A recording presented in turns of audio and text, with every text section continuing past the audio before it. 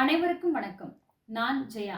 இன்று நான் பேசவிருப்பது ஒரு தலைவரை பற்றி அல்ல, தர்மத்தின் உருவமாக, தொண்டின் திருவுருவமாக திகழ்ந்த விருதுநகரின் வித்து, நமக்கு கிடைத்த சொத்தான கர்ம வீரர் காமராஜரை பற்றி.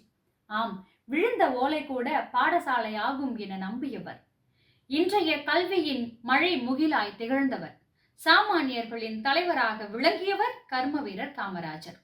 இன்றைய தமிழ்நாட்டின் பள்ளி தூண்கள் இவரால் பதிக்கப்பட்ட கல்வி கொள்கைகளால் தான் அமைக்கப்பட்டவை. இவர் ஒரு பேச்சாளர் அல்ல, ஆனால் இவரது ஒவ்வொரு சொல்லும் ஒரு உரைதான்.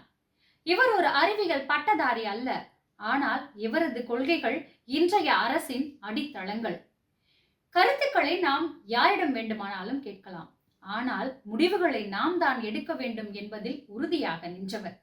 ஆம், அப்படித்தான் கல்லூரிகளில் காலை மாலை என 2 வேளைகளாக பாட வேளைகளை மாற்றி அமைத்தவர்.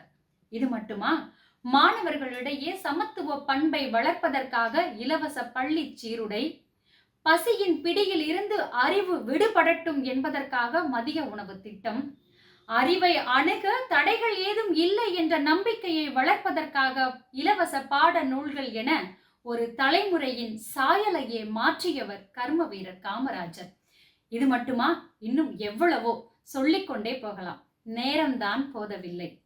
வாழ்க கல்வி, வளரட்டும் கர்ம வீரர் காமராஜரின் கல்வி ஒளி. நன்றி, வணக்கம்.